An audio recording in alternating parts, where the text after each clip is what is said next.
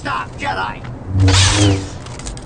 Star Wars Obi-Wan is one of the strangest Star Wars games I've ever played. Not strange in like a wacky, bizarre kind of way, but more so in a how did this even end up like this kind of way. It's one of the few Star Wars games I had literally zero experience with before sitting down to play it for this video, but also one I've always been really interested in checking out. I mean, come on, it's a third-person action game where you play as the Obi-Wan Kenobi, and given my affinity for old Xbox games anyway, it always seemed like something that'd be an obvious match for me. I love the pitch, the design, the style. I even love the silly green cover from back in that super short-lived era where Xbox cover arts were trying to match the green aesthetic of the Xbox's marketing.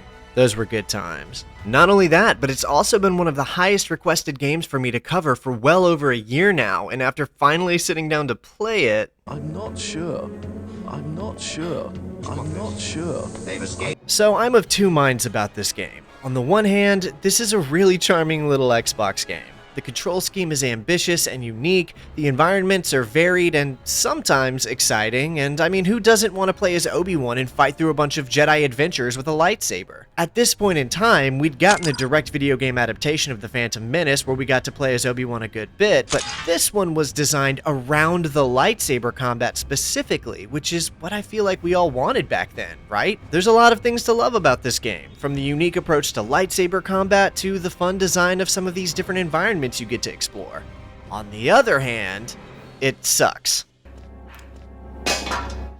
Look, I'm not going to sugarcoat this. Star Wars Obi-Wan sucks. It's not a good game, and my experience with it wasn't very enjoyable for a myriad of reasons. That said, though, the fact that it isn't good and I didn't really enjoy it is so unfortunate because I can literally tell that it's almost good, and that makes it all the worse. Some games are flawed from the foundation up, built on bad game design ideas or poorly executed concepts. In the case of Star Wars Obi-Wan, I feel like all of the major problems come from the fact that the game literally just isn't done. Like, it's not complete. This is not a finished game, dude. The actual core of the game is honestly pretty good, and a lot of the ideas are really fun too, but playing it feels like watching a movie that went over budget and missed multiple deadlines trying to overcome problems during production to make it work, causing the team to lose all of the time they'd slotted to polish and post-production. The Force is your ally, and a powerful one it is. Use what you have learned, and you may hope to escape. Seriously, this game does not feel at all like a completed retail release that was published and sold in stores. Rather, it feels like some kind of leaked beta build of a game LucasArts was prototyping and canceled that found its way onto the internet years later. I've talked before about how LucasArts seemed to have a tendency to rush titles out the door before they were ready back then, but never has it ever felt so egregious as it does with this one. For one example, the levels are way bigger than they should be. Not like long or time consuming, I mean like literally physically there's so many giant empty areas. Even my girlfriend noted how everything looked so empty in the game while I was playing it. Some parts of some levels look really cool, particularly a few on Naboo and Coruscant that I found to be a lot more fulfilled, but that only made the more empty parts seem worse by comparison. All of the environments either look completely finished in detail or barely started with basically no in-between. The gameplay feels unpolished and oftentimes unresponsive with some bizarre decisions that I'll get into later. I'm not sure. The voice acting is all over the place. More than half of the plot is just a bunch of disconnected, made-up events loosely and forcefully connected to the events of The Phantom Menace, and to top it all off, the actual progression of most of these missions and the placement of items ranges from questionable to outright bad. All of this is just set up to provide you the lens with which I'll be looking at the game, and I promise it's not all going to be negative. But I needed to frame exactly what it is we're dealing with here. There's still a lot to love about this game, and I'm gonna talk about it. Originally announced in May of 1999 as Star Wars Episode 1 Obi-Wan, it's pretty clear that the plan was for it to fall in line with the plethora of other direct Phantom Menace tie-in games that sported the Episode 1 moniker. As we can see though, that moniker was dropped at some point during development, and the game simply became Star Wars Obi-Wan instead, despite being a loose retelling of the film's events. Believe it or not, this game was originally being developed as a PC exclusive, with many rumoring it to be planned as a successor to the fan favorite Dark Forces 2, with this old coverage referring to it as the next game in the Dark Forces/Jedi Knight series. In hindsight, it's probably better that it didn't go down like that, because this game doesn't really feel anything like those games, so it wouldn't have made much sense. Also, if this game really did feature motion capture technology, then they shouldn't have wasted their time, because it all looks blocky and hand animated anyway. According to what I was reading about it, the decision to make it an Xbox exclusive game came from George Lucas himself, but I couldn't trace the statement back to a proper source since the webpage has been removed. What I did find is this article stating that the initial idea behind the game wasn't going to be possible given the technology they were working with at the time, which is probably what caused the speculation that they moved it from a PC title to the Xbox. You want the impossible. Based on that comment about the scope of the project being too big for them to execute on it properly, and the dropping of the Episode 1 moniker, I have this suspicion that at some point in development, the game pivoted to try covering every event in Obi-Wan's life, taking him through Episode 1, 2, and then into Episode 4, in order to make it into more of an Episode 2 tie-in game rather than Episode 1. Especially since a host of other Episode 2 games were probably being prepped at the time to coincide with its release. I mean, Attack of the Clones did release in theaters less than 5 months after this game came out, and they even featured Obi-Wan's photos from Episode 2 and 4 in the game in a loading screen along with his Episode 1 design, so they were clearly trying to tie it in that way. I'm guessing the team probably looked at what they had so far after roughly 2 years of work and decided it wouldn't be worth it to sink any more time or resources into the project, and just tried to wrap it up as fast as they could and shove it on the Xbox, since it was the console with few enough Star Wars games that people might buy it due to a lack of alternatives. All of that is just my speculation though, but it would help explain the game feeling so messy and rushed.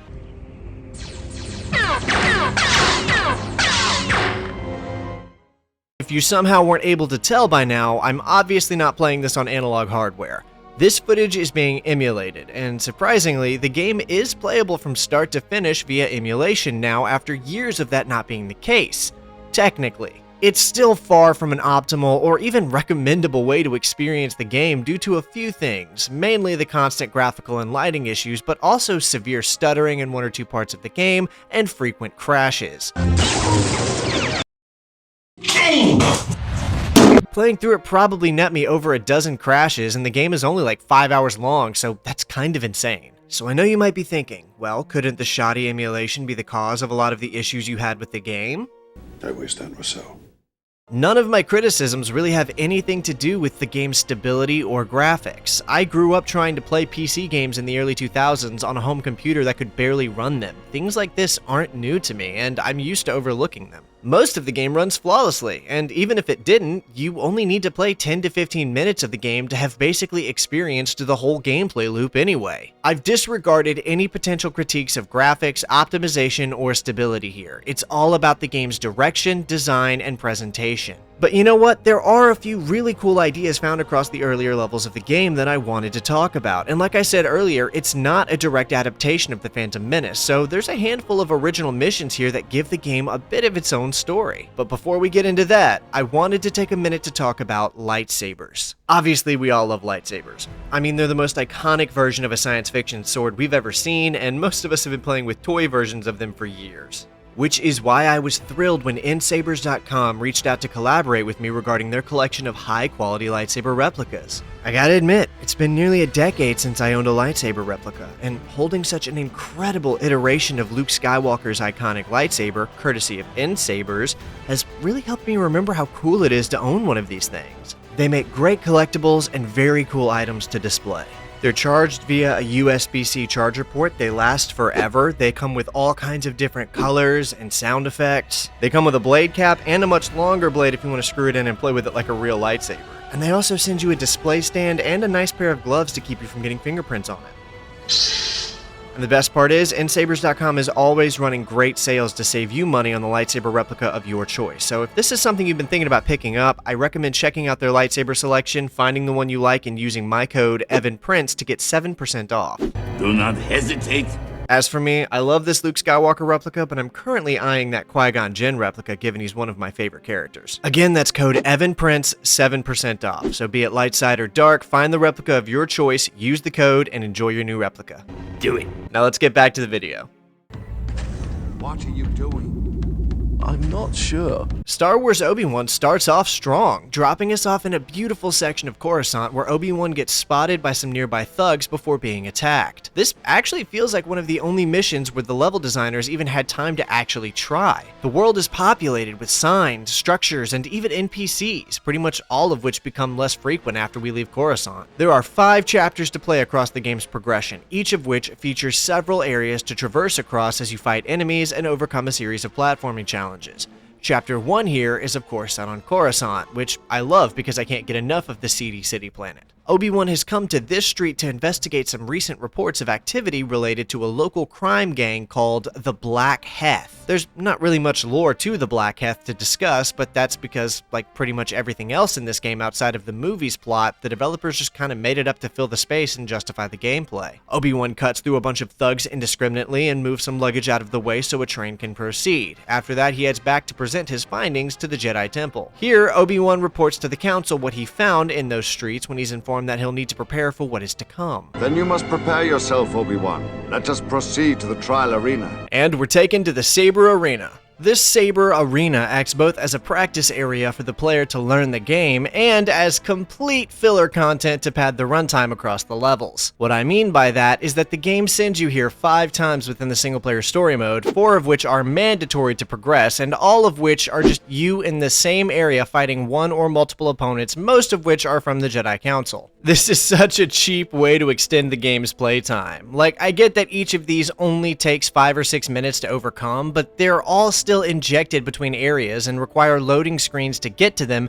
and the worst part is, they literally don't teach the player anything after this initial sequence. There's no unlockable moves or anything, you can do everything right from the start, so it's not like we're learning a new ability, these are kind of just a waste of time. Looking at it from a more positive angle though, the saber combat is the star of the show here, and this was a way to allow players a chance at having more one-on-one lightsaber encounters than the one ending fight with Maul they'd have otherwise. Anyway, we beat the droid here, and Obi-Wan goes out on another solo adventure guided by Qui-Gon over comms, where he arrives at a Black Heth landing pad, tasked with locating and rescuing a particular informant who is a close friend of Qui-Gon's. This is another pretty good level, and well populated with initial assets laid out in a decently enjoyable way. But again, don't be fooled because this game puts its best foot forward.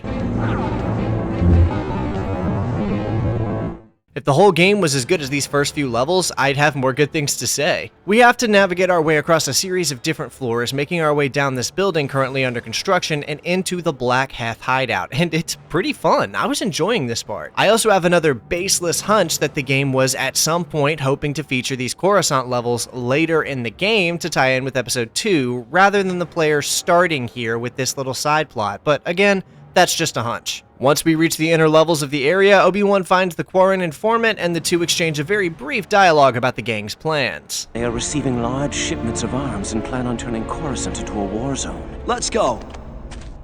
That was literally it. I didn't really cut out anything important, that's all he told us. Obi-Wan heads out to a Black Heth-occupied landing pad to stake the place out until he can intercept an arms deal and discover who the street gang is receiving weapons from. Qui-Gon tells him to place a tracking beacon on the ship to find out where it came from when Obi-Wan gets spotted by the criminals. I will, Master. Uh-oh. Uh-oh indeed. There's only one thing to do now. Ah man, he smashed into the invisible Coruscant sky floors. You gotta watch out for that. This game was in development for like 2 years, by the way. Am I being too harsh? How did Dark Forces 2 from like 5 years before this game came out handle this? Guess Nar Shaddaa doesn't have the invisible sky floors. Anyway, this area only consists of these landing pads that we fight across before placing a tracer on the target ship. It's a short area, but still cool. I love the busy skyline and scale of the environment we're in with how populated and animated everything looks. It's a pretty solid way to end Chapter 1, and honestly, I was having fun up until this point. With the tracer placed, Obi-Wan returns to the Council where Mace Windu tells the Padawan and his master that they tracked the ship back to the planet of Obridan, homeworld of the Jin Ha, a warrior race known for arms dealing and cortosis manufacturing. That's right, guys, it's literally always cortosis. We can't go straight to Oberdan to confront the Jinha though, or the game would be over too soon to be sold at a retail price, so we've got to head back to the Saber Arena and train with Jedi Master Saisi Teen. You were scared when the Jinha attacked. Your weapon could not save you. No, You felt fear. I'm not sure. You will feel fear again. You might be wondering who that is, but trust me, you know Saisi Teen. Let me just spark your memory real quick. That hasn't canonically happened yet, but we're about to give him a premonition of his future. Anyway, Masters Plo Koon and Eth Koth went to Oberdan before the Council lost contact with them, and now Qui-Gon and Obi-Wan head to the planet to find them. Here in the Jinha Swamp is where my problems with this game started to really manifest. First off, look at these levels. For literally the next 15 minutes of gameplay, the player just runs across these enormous barren terrain, occasionally killing a band of Jinha warriors. That's it. That's the level until we reach the entrance to the Cortosis mines. This part isn't actually so bad. There's sections of it that are a lot more detailed than the part leading to it, and it does have some impressive visual design and a fun layout to fight through. Sometimes. I'd say less than half of this map is actually interesting, and the other half is made up of these supersized, repeated texture hallways. Like, a shocking amount of this level really is just running through these hallways fighting Jinha warriors, and that's literally it. There's also some platforming, and it's the worst platforming in the whole game because Obi-Wan's tank controls are so fidgety and don't always do what I want him to do, like turning and moving forwards are bound to the same stick, and this is so not a good control scheme for platforming. I mean, that's about it. Most of this level is hallways, and there is a bit where the game starts stuttering, I assume due to emulation, but if you just run through it, you'll be fine. I did really like this big Cortosis processing room though. It honestly might be one of the coolest set pieces the game has to offer because of how important Cortosis is to all of the legend stories from this era. It's cool to fight through and see a room like this in a 3D environment to get a sense of its scale and what it all looks like, not to mention force pushing people into it. At the end of these hallways is a giant room where Obi-Wan finds the evidence they needed. Master, I think I found the Cortosis refinery. There's some strange technology here. Some kind of synthesis device. Excellent, Padawan. See if you can get a sample from one of the computers or something. We'll have it analyzed on Coruscant. Alright, we need to talk about the voice acting in this game. This entire next area is just the exact same one we just fought through, but in reverse with no changes, so there's literally nothing to say about it anyway. Most of the voice acting in Star Wars Obi-Wan is fine by the standard of that time. I'm pretty sure nearly all of them were just brought over from their work on the original Phantom Menace tie-in game. Qui-Gon, Padme, and Panaka, for instance, all have the same cast as they did in that one, but Obi-Wan has been replaced by Louis MacLeod, a competent voice actor in his own right, known for his voice in several other Star Wars games, but man, I do not think this was a good decision. Or maybe it was the best decision, depending on how you look at it. Some kind of synthesis device. Oh, not good. Scott Cleaverton did Obi-Wan's voice in the Phantom Menace game and Jedi Power Battles, and I thought he sounded fine. Was he not available or something? They managed to get everyone else from that game's voice cast for this one. It's odd they wouldn't have brought him back as well. No hate on anyone's work here, but come on. This sounds like MacLeod is doing an intentionally overacted impression of Cleaverton's impression of McGregor's performance. I'm not sure. Anyway, Obi-Wan relinks with Qui-Gon, who has rescued Plo Koon and Eth Koth, and we get one last fight outside of the Jinha's factory before the chapter ends, which is cool. I liked this bit. Getting to fight alongside these other Jedi Masters is an awesome moment, and a highlight of the game. That's it though. The end of Chapter 2, the resolution of the Jinha subplot, and the last of Star Wars Obi-Wan's unique narrative contributions, with one exception that I'll get to soon. Moving on to Chapter 3 of the game, we of course have to head back to the Saber Arena and train with Master Plo Koon. Learn, Padawan. Your blade may someday save your life. Wait, what did he say? Your blade may someday save your life. You know, it wasn't until right now that I realized that character has literally no speaking lines in the movies. He always just kind of sits there. Even when he dies, he's still just sitting there. All of these characters are the exact same, by the way. This isn't real training. Every single melee character, be them Jinha, droid, or Jedi, features the exact same moveset as the player character. Once you fought one, you fought them all, except Force users can push you sometimes. They're literally all the same. It is no small thing to defeat a Jedi Master in combat. And yet, we will do so multiple times across this game. Anyway, we're headed to the Trade Federation Lucrehulk-class battleship to pick up where the Phantom Menace does, as Qui-Gon and Obi-Wan enter the conference room to await the Viceroys for negotiations. The negotiations were short. None of the events we've just seen in the first 2 chapters of this game are canon to the EU so far as I could tell, and both the Black Heth and the Jinha only exist in this game and aren't mentioned outside of it, so it's basically just a bunch of made-up non-canon subplot, which can be fun, but I'm just saying there's no lore or anything for me to talk about here. I'm not skipping anything there, it's all just made-up non-canon material. It does not exist. So we're finally in sync with the events of the film, and this whole area is just a different version of the same sequence we've seen across multiple other games at this point, although I will say it somehow features less interesting progression than the games that came before it, despite being made on newer technology. Once again, most of this mission is just hallways, but we do get a cool scene where we find the ship we arrived on in pieces. Need some help, Obi-Wan?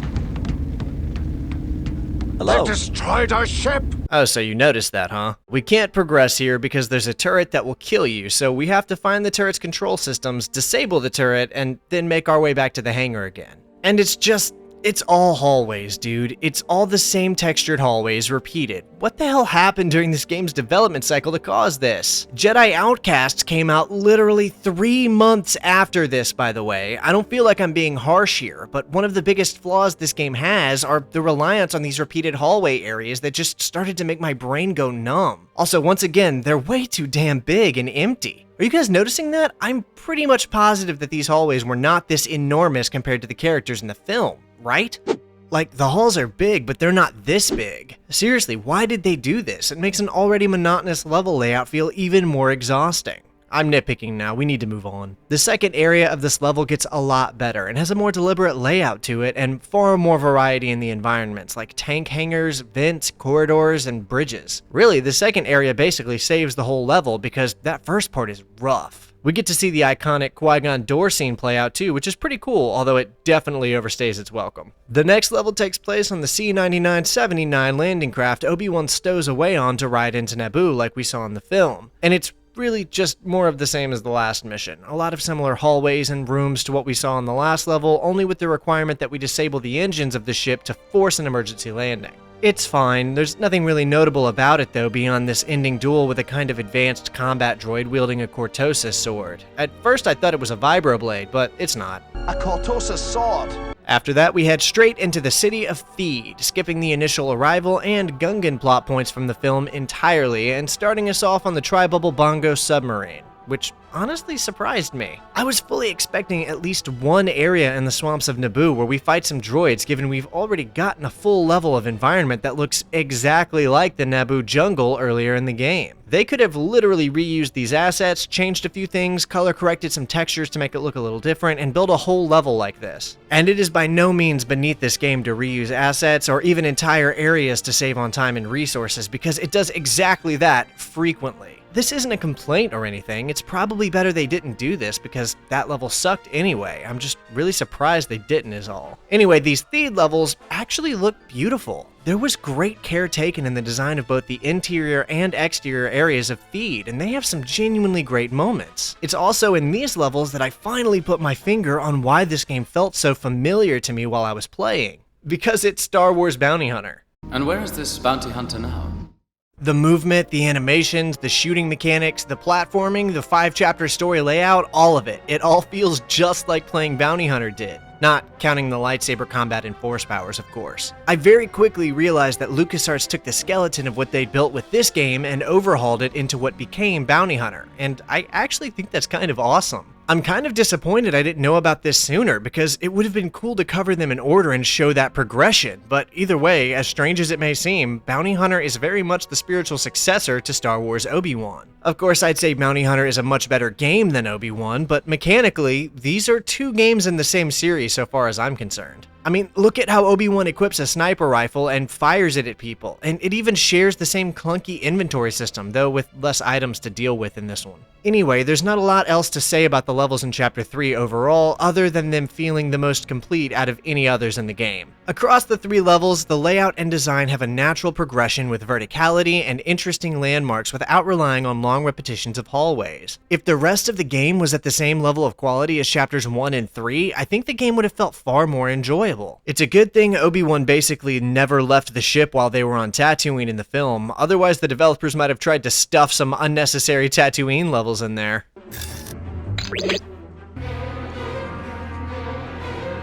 In The Phantom Menace, Obi-Wan is on the ship practically the entire time they're on Tatooine, only seen stepping off of the vessel briefly one time to help load in their winnings after the pod race, which presented an interesting challenge to the team about how to go about including Tatooine into the game, and their answer was the same as it was with how they handled the first 2 chapters. They just made a bunch of stuff up. You must unlearn what you have learned. Apparently, some Tusken Raiders have managed to kidnap the Queen from the ship somehow without alerting or hurting anyone on board and without Obi-Wan sensing or stopping it from happening in any way. This whole chapter must have been something they were rushing to fit into the game before release because it's only 2 levels long, with one of those levels being a boss fight, so this is easily the shortest chapter in the game. These levels are also the most guilty of my frequent criticisms about the level design so far. Pretty much all of the Tatooine areas are just massive, empty landscapes that take forever to run across and feature some of the most unnatural looking climbable areas we encounter. It's true part of that could be because Tatooine itself is just a giant desert, but when it comes to making an action game set on Tatooine have compelling and interesting level design, that's the real trick, isn't it?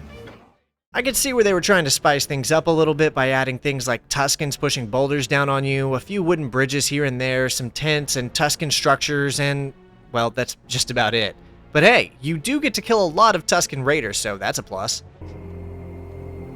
At the end of the canyon, Obi-Wan finds the Queen being held hostage by a Tusken war chieftain who then acts as a boss battle for the player to overcome. Funny how Obi-Wan never mentioned any of this to Qui-Gon. Obi-Wan.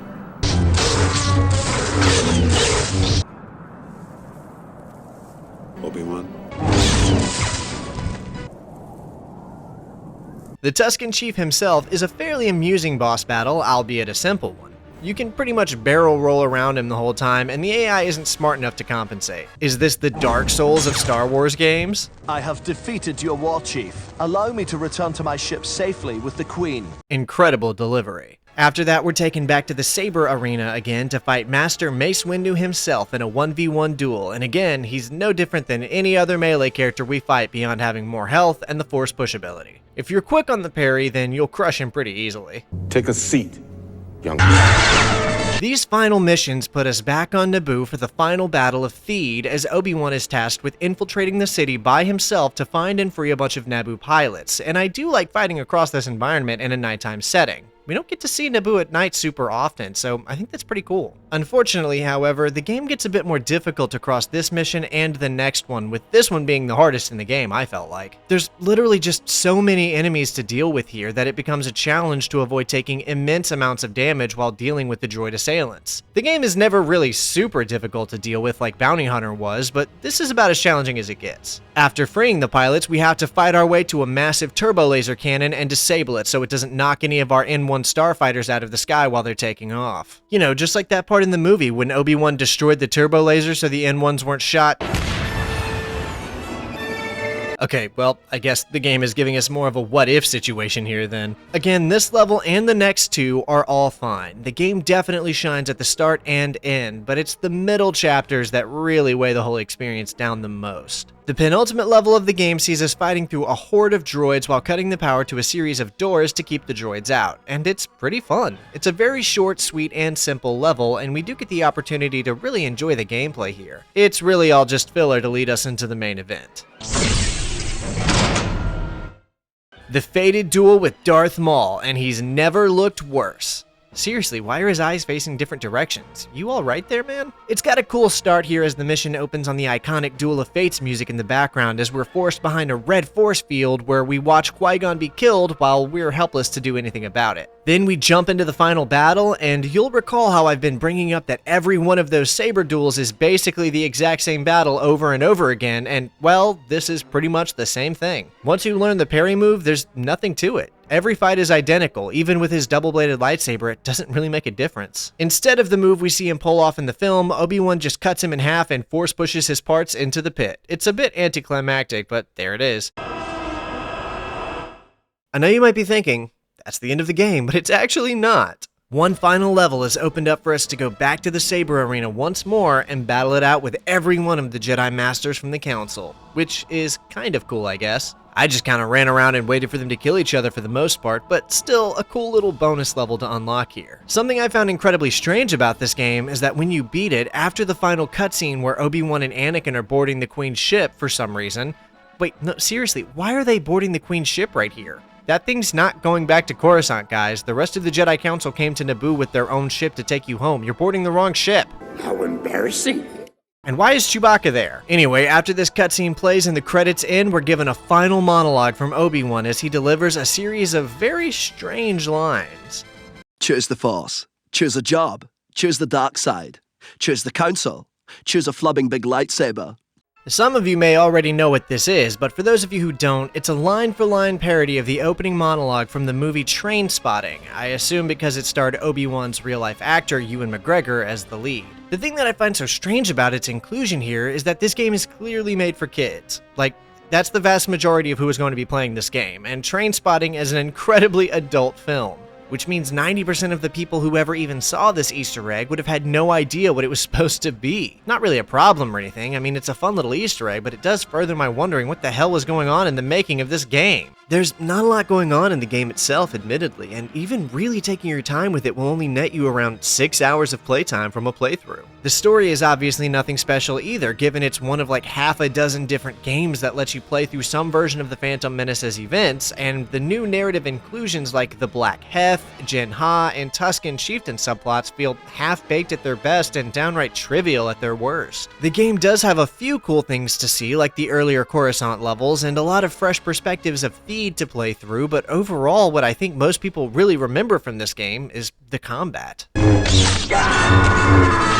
And it is certainly unlike pretty much anything else I've ever played. It's a very ambitious and creative new way of attempting Jedi gameplay where our hero moves with tank controls bound to the left joystick and the direction in which he swings his lightsaber is bound to the right joystick. This is actually really cool, and although it did take me a while to get the hang of it, I was starting to see the vision here a little over halfway through the game. Swinging right, left, or overhead based on the position of your enemy is pretty satisfying overall, and transitioned well between fighting ranged enemies and dueling melee ones. Holding down the left trigger to utilize your force powers, you can increase the damage dealt by these moves and even see a more powerful looking swing animation performed. Pushing down on the right joystick initiates a block that you can time to either deflect blaster shots back into your enemies or parry oncoming melee attacks. And of course, being a Jedi, we have some force powers at our disposal and the ability to force push enemies, grab and throw objects, disarm enemies from a distance, force jump for platforming and combat, and a lightsaber throw. There's also a slow motion ability kind of like bullet time, which is pretty cool. I didn't really use it though. It's not much compared to the plethora of unique force powers we'd already seen in other games like Dark Forces 2 at the time, but it was enough to flesh out combat encounters and really hammer home feeling like a Jedi. Then of course, you can't leave out one of the most iconic things about this game,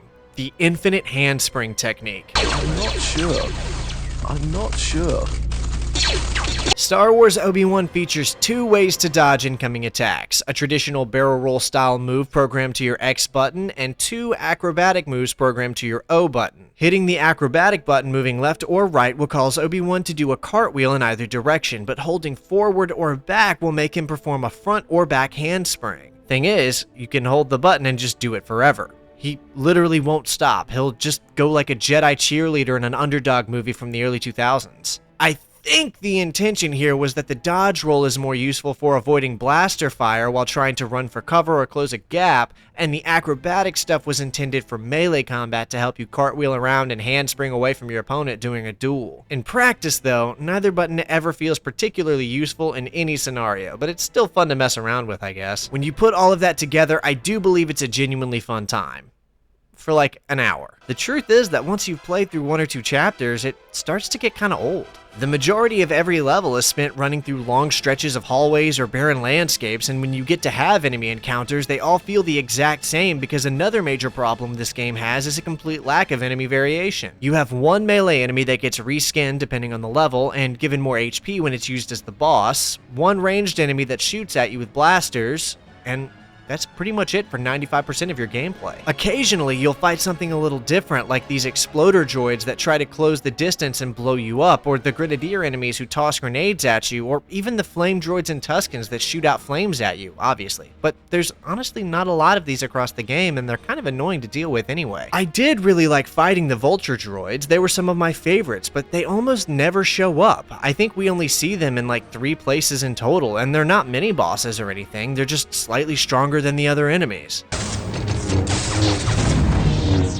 I'm kind of struggling to explain why this game felt like a bit of a slog, because on paper, every game is just moving from one environment to another and fighting enemies along the way, and similar games I loved like Jedi Outcast or Academy or even Dark Forces 2 had pretty much the same amount of enemy types and even a similarly structured progression, which is why I feel like so much of it might be the issue of the game just not being completed or polished. Because on paper, this game is fine, but in execution, it ends up feeling like a slog at times, and I attribute a lot of that to the level design as well. By all accounts, Star Wars Obi-Wan could be really good.